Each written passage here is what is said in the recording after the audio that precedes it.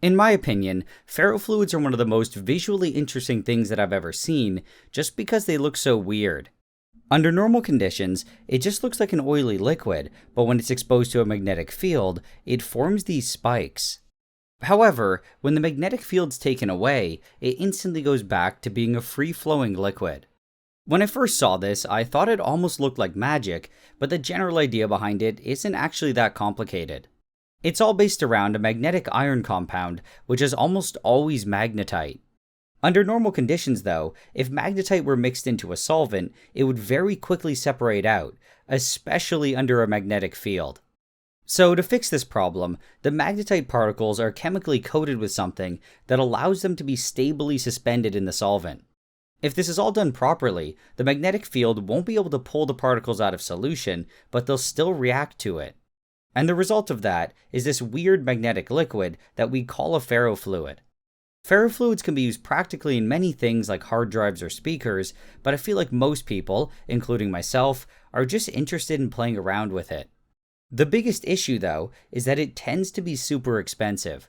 In the US it seems to be a bit cheaper, but in Canada it's usually around $1 a milliliter for small amounts, or around 40 to 50 cents if you buy more than a liter. There are some videos and tutorials out there where people make it from cheap things like printer toner and motor or vegetable oil, but this doesn't make a true ferrofluid. It instead makes something called a magnetoriological fluid, or just an MR fluid for short. It can still be fun to play with, but it's just not the same thing, and it often easily separates from the carrier solvent. So I decided that it would be my responsibility to come up with a cheap and relatively easy way to make a good ferrofluid. I spent several hours online, and I managed to find what seemed like some decent procedures. However, for some reason, they all seemed to be a bit different. So I did my best to just combine all of the info into what I thought would be a good method.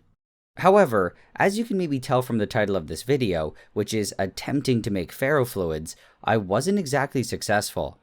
It turned out to be way harder than I initially thought, and I'm gonna have to put a lot of practical research into it. What I'm gonna go over in this video is my first major and partially successful run. It's nowhere near a perfect or polished procedure, but I still thought it would be interesting to show you all the problems and where I'm at in the whole thing. In any case, the first step in the prep was to make the magnetite, and to do this, I needed a source of iron 2+ ions, iron 3+ ions, and ammonia. For the iron 2+, I used iron 2 sulfate that I purified from plant fertilizer in a previous video. And for the iron 3+, I used iron 3 chloride, which I also made in an older video. If you're at all interested in seeing how I prepared either of these iron compounds, there are some links in the description. And for the ammonia, I just used 10% ammonia cleaner that I found at my local hardware store. After making the magnetite, the particles needed to be coated with something, and it's pretty typical to use oleic acid. I ended up just buying it from eBay, but in theory, it is possible to make it from olive oil. Okay, so the first thing that I had to do was make a solution of the iron 3+ ions. And to do this, I added 54 grams of iron 3 chloride, also known as ferric chloride, followed by 100 ml of water. Then I turned on the stirring, and I waited for it all to dissolve. After several minutes, pretty much all of it had disappeared, except for a very small amount. These were just some impurities from when I made the ferric chloride, probably some iron oxides, and to get rid of them, I had to filter them off. In the past, I tried just doing a regular gravity filtration, but it didn't seem to work very well. So what I did here instead was a vacuum filtration, where it first went through a coffee filter and then a proper filter paper. Below the filter, I collected the nice and clear solution, and I think it took about 5 or 10 minutes for everything to pass through. When it was done, I took away the filter, and I moved on to making my iron 2+ solution.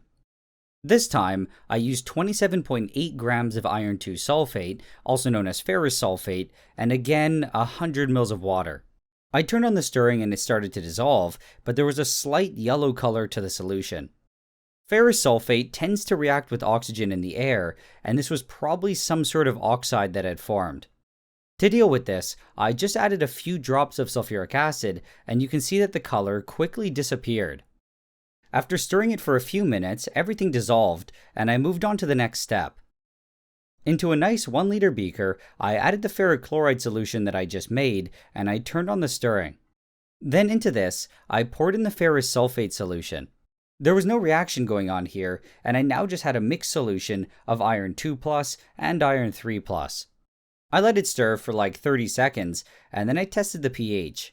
From this, I saw the pH was around 1, which was perfect. If it weren't, I would have had to add some extra sulfuric acid. The next thing I did was position a separatory funnel just above the solution. Then I carefully filled it up with the 10% ammonia cleaner. When I was ready to get the reaction going, I turned the stirring close to maximum and I opened up the separatory funnel. Ammonia is a base, so as it was added, the pH slowly increased. There was initially no reaction though, because everything was still quite acidic. However, when the pH was raised to between 2 and 4, the iron 3 plus ions started reacting with it to make brown ferric hydroxide. And as more ammonia was added, more ferric hydroxide was made, and the mixture got browner and browner. The original dark yellow-brown color of the ferric chloride also slowly disappeared. Then when the pH got to between 7 and 9, the ammonia started reacting with the iron 2 plus ions to make ferrous hydroxide. Very quickly after it formed though, it reacted with the ferric hydroxide to form a mixed iron compound called magnetite. Because this reaction was done slowly, with a weak base, fast stirring, and in dilute conditions, the magnetite particles that formed were extremely small. With this method, it's hard to control the exact particle size, but most of them should be nanoparticles. When it comes to making ferrofluids, it's extremely important to have the magnetite particles as small as possible, and you'll see why in a bit. I had to bring the pH of the mixture up to around 10, but by the time it was nearly full, it wasn't there yet. So I had to temporarily stop things and transfer everything to a larger container. Then I just continued the addition, and I kept checking the pH. It eventually got to the target pH of around 10, so I stopped the addition and I took away the separatory funnel. Then I turned off the stirring and I brought in a really strong magnet to help pull the magnetite out of suspension. When most of it had settled out, I used a beaker to pull out the excess water. I continued doing this until I got to a volume of about 700 mils, and then I transferred it back to a beaker. Just for fun, I brought back my magnet and played around with things a bit. The way that it behaved here was almost like a ferrofluid, but it wasn't because none of the particles were stabilized in any way. This meant that most of the magnetite was easily pulled out of solution, and if I left the magnet there, it eventually would have cleared up. In a proper ferrofluid though, the particles are treated, so even if they're exposed to a strong magnetic field for a long period of time, they never separate. So this treatment step was exactly what I had to do next. I cleaned up the beaker with some water, turned on the stirring, and slowly added 25 milliliters of oleic acid. After it was all added, I increased the stirring a bit more, and I turned on the hot plate. The goal now was to slowly increase the temperature until it got to around 90 C. In the last step, I brought the pH up to around 10, which meant that there was an excess of ammonia. So now, the first reaction that was going on was between the oleic acid and that leftover ammonia. This formed ammonium oleate, which unlike oleic acid, was soluble in water. The polar ends of the ammonium oleate were then adsorbed to the surface of the magnetite nanoparticles. And as the temperature was slowly increased, the ammonium oleate degraded and went back to being oleic acid. At around 80 or 85 C, I started to notice some clumping, and by the time that it got to 90, everything separated out. The reason this happened was because at this point, the particles were covered with enough oleic acid to make them extremely hydrophobic. After it separated, I heated the solution for 10 more minutes, and then I took it off the hot plate. I dumped off all the liquid, and then I added distilled water to wash it. I did my best to break it up, but it was really oily and all stuck together.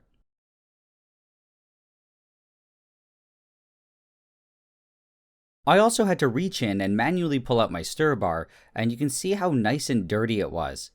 However, it honestly wasn't very hard to clean, and I just washed it with some kerosene and maybe a bit of acid. When I felt like I had given the particles a decent enough water washing, I put the magnet to the beaker and poured everything off. This water washing process was then repeated 2 more times. When that was done, I then washed it 3 more times with ethanol to get rid of any excess oleic acid.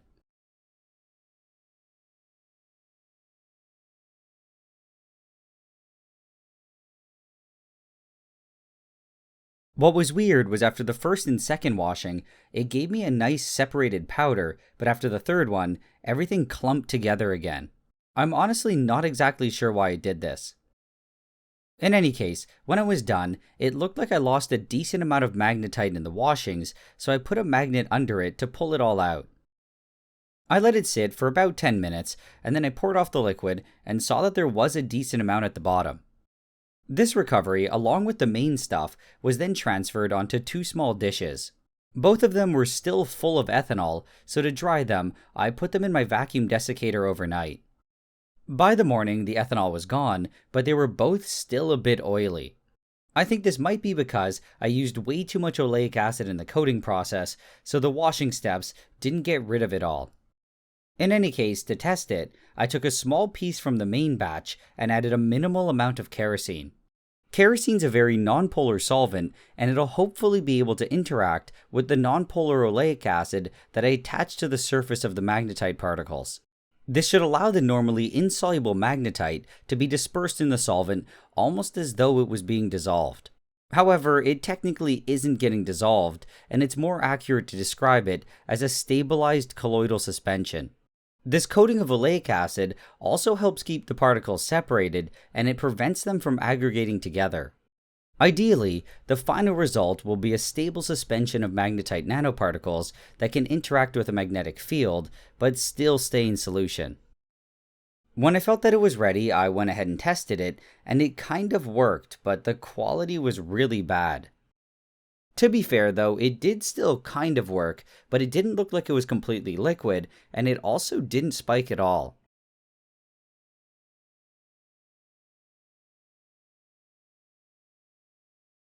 I then whipped up a much bigger batch, and it was pretty clear that this was a terrible ferrofluid. However, on the bright side, I thought that it still kind of looked cool. In a good and proper ferrofluid, the spikes look pretty soft, but here, they were really sharp. And the reason for this was that most of my particles were unfortunately aggregating and getting pulled out of solution.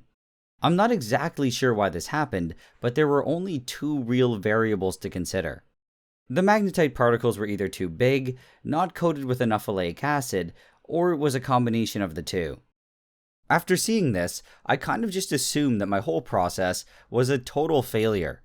However, before just scrapping what I had and moving on, I went online to try to find a way to salvage it. And in my research, I ended up finding a YouTube video where a guy demonstrated the most high-quality homemade ferrofluid that I had ever seen. He didn't post a proper tutorial or video about how he did it, but he did reply in the comments. I read through all the comments that he made on all 7 of his ferrofluid videos, and they were honestly really helpful. In my opinion, his most important point was that in making ferrofluids, there are 2 major parts. The first is making the coated nanoparticles like you already saw, and the second is purification. The general idea that I got was that it didn't matter how good my process was to make them, I still had to purify out the ones that were too big, or the ones that weren't coated properly. He only gave some really basic details about the purification, but it seemed simple enough, so I decided to try it out. Now going back to what I recovered, I initially planned to test these 2 samples separately. However, after seeing the poor results that I got, I didn't really think this was worth it, and I just decided to combine them. I didn't just straight up mix one into the other though, and I decided to spread them out as evenly as possible across the 2 dishes. Then I took the one on the right and tried to purify it. The reason I was only doing it with half the amount instead of the full thing was that I wanted just to make sure I had a backup in case I messed up. Once I got it all transferred to a beaker, I started adding some kerosene. Then I mixed it all around, and I tried to get it to dissolve. I kept adding more kerosene when I felt I needed it, but in general, the goal was to use as little as possible. After stirring for another few minutes, it really didn't look like this beaker was gonna be big enough. So I transferred it all to a larger one, and I washed the beaker a few times with a small amount of kerosene. Eventually, something like 95% of it had dissolved, but I used way more kerosene than I expected. There was also some insoluble junk at the bottom, so I poured everything off from this beaker into a new one. Particles that are properly sized and coated dissolve really easily into kerosene, and you don't need much of it at all. So I think the major reason why I had to use so much kerosene here was just that my particles were really bad quality. Just for fun, I tested things out with my magnet, and you can see that immediately a bunch of solids separated out. After seeing this, I realized that I probably could have just used a lot less kerosene and dumped off most of the junk. The good particles should have all just stayed in solution, and I probably could have gotten away using a lot less kerosene. In any case, for the next step, I still had to use the magnet, but this time the beaker was just placed on top of it. It was then left to sit here undisturbed for about 24 hours. The basic idea here was that all the crappy particles would get pulled towards the magnet, but all the good ones would easily stay in solution. So I came back a day later and I poured off the liquid.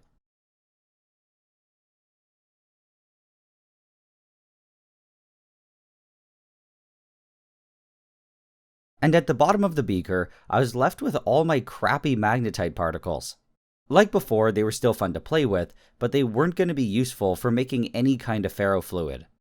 All the good quality particles were still in the kerosene, and to get them out, I had to knock down their solubility. And to do this, it was quite simple, and I just had to add about twice the volume of acetone. Unfortunately though, since I used way too much kerosene in the previous step, it's now carrying over and making me use a lot more acetone. In future runs, I'm definitely going to keep the amount of kerosene to a minimum, and instead of using around 150 mils, I probably could have gotten away with something like 10. Anyway, with all the acetone added, I put it on a magnet, and I let it sit there for a couple minutes.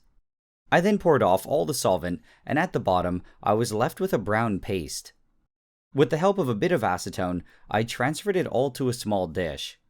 Then I used the acetone that was here to mix things around and to wash the particles a bit more. To separate it from the solvent, I just did the same thing as other runs, and I put it back on the magnet. This time though, things seemed to be quite different. The particles very quickly separated from solution, and with very little effort, everything cleared up. There was no apparent sign of anything aggregating, and it appeared to be a very nice and finely divided powder. Just for good measure, I washed it a couple more times with acetone, and then with the help of the magnet, I dumped off the solvent. I was left with a paste which now needed to be dried, so I spread it out with a glass rod. Then I set up a small fan to blow air over it, and to get rid of the acetone. As it dried, I occasionally mixed things around, and I think this whole process took something like 20 or 30 minutes. When it got to this point, it was pretty much done, but just to really dry it up, I put it in an oven at around 40°C for another hour. And after this, I was left with a really nice and crispy black powder. I was pretty happy that things seemed to be working out, but the yield here was still really miserable. The mass of the powder here was about 0.62 grams, where the theoretical yield for the half batch was at least around 11.6. This meant that my percent yield was probably lower than 5%, which is very far from ideal. In any case, before continuing on with any conclusions, I first had to see if this powder actually worked. So I dumped it all into a beaker, and then I slowly added a minimal amount of kerosene. After mixing it thoroughly and carefully adding extra kerosene drop by drop, eventually everything dissolved. Then to test it, I poured it onto a watch glass which was sitting on top of my magnet. And almost immediately, the result was clearly better than the last time. However, the first thing that I noticed was that it still wasn't doing any spiking. I tried moving it around and playing with its spacing from the magnet, but I never got it to work. At first, I thought that maybe my volume was just too low, so I tested it with an even smaller amount of the commercial fluid, and it was still able to easily spike. One other possibility was that maybe it was just too dilute. So I again got some of the commercial stuff, and then I added some kerosene. With every drop, the spikes slowly disappeared, and I was eventually left with something that looked very similar to the stuff that I made. Based on this, I think it is pretty likely that I just used too much solvent. When I was done, I shot some acetone onto the dish to wash it, but what I noticed was that all the precipitate was black. If you recall from earlier though, when I did this with my stuff, it ended up being brown. At the time, I thought it was just because of the oleic acid coating or something, but this clearly isn't the case. The coated magnetite, as far as I can tell, is just as black as the regular stuff. I'm thinking now that it's very likely that the brown color was actually from a different iron compound. And the major problem with that is that most other iron compounds aren't nearly as magnetic as magnetite. So I think my fluid wasn't able to spike because not only was it too dilute, a lot of the particles probably just weren't magnetic enough. I think the reason for this comes down to what I used to make the magnetite. The ratio of the iron 2 to iron 3 has to be as close to 2 to 1 as possible, and the chemicals also have to be pretty pure, or else other iron compounds can start being made. I think the quality of my iron supplies were good enough for other applications, but I just don't think it really cut it here. So the next time that I try this, I'm not going to be using any of my homemade iron compounds. Instead, I'm just going to directly buy a pre-made solution of iron 3 chloride that's normally used to etch circuit boards. From this, I can also make my iron 2 by just dumping a whole bunch of nails into a portion of it. My coating process in this video was also kind of a bit sloppy, and I plan to change a few things about it. In any case, this is an active project that I'm working on, and I hope to get decent results pretty soon. And when I do, I'll actually try to edit it in a reasonable amount of time and get it out to you guys. As usual, a big thanks goes out to all my supporters on Patreon. Everyone who supports me can see my videos at least 24 hours before I post them to YouTube. Also, everyone on Patreon can directly message me, and if you support me with $5 or more, you'll get your name at the end like you see here.